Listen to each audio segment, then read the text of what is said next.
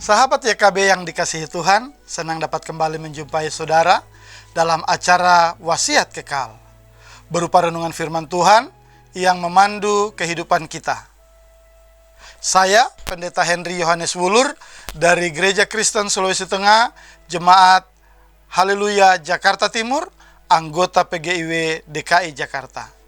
Renungan hari ini, Minggu 11 Januari 2026 ditulis oleh Pendeta Timur Citrasari dari GKI Bekasi Timur dengan judul Pentingnya Berlatih, yang dilandaskan pada Injil Matius pasalnya yang ketiga ayat 13 sampai 17, dan nats yang akan menjadi pusat perenungan kita adalah Matius 3 ayat 15. Sebelum membaca Alkitab dan merenungkan firman Tuhan, mari kita berdoa. Bapa Surgawi, kami kembali datang menghadap hadirat-Mu mengucap syukur dan berterima kasih untuk kesempatan yang Engkau beri dapat berjumpa dengan sahabat-sahabat wasiat.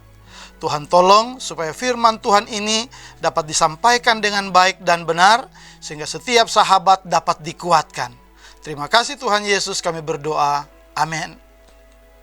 Sahabat, saya akan bacakan untuk kita Matius pasalnya yang ketiga ayat 15. Demikian firman Tuhan. Jawab Yesus kepadanya, biarlah hal itu terjadi sekarang, karena demikianlah sepatutnya kita menggenapkan seluruh kehendak Allah. Yohanes pun menurutinya. Tetapi bukan kehendakku, melainkan kehendak-Mu lah yang terjadi.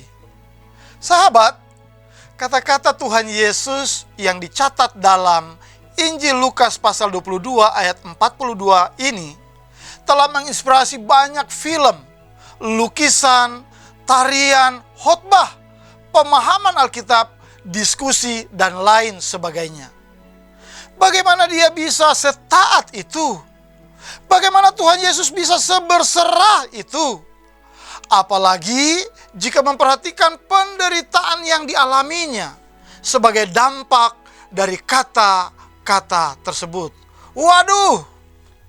Saudara-saudara, yang jarang kita sadari bahwa tindakan Tuhan Yesus di Taman Getsemani saat melepaskan kehendaknya dan mengikhlaskan kehendak Sang Bapa yang berlaku bukanlah yang pertama kali. Peristiwa menjelang pembaptisannya di Sungai Yordan yang menjadi bacaan kita hari ini kerap luput dari perhatian banyak orang. Saat Yohanes Pembaptis menunjukkan sikap tahu diri dan berkata, "Akulah yang perlu dibaptis olehmu." Jawab Tuhan Yesus adalah, biarlah hal itu terjadi. Karena demikianlah sepatutnya kita menggenapkan seluruh kehendak Allah.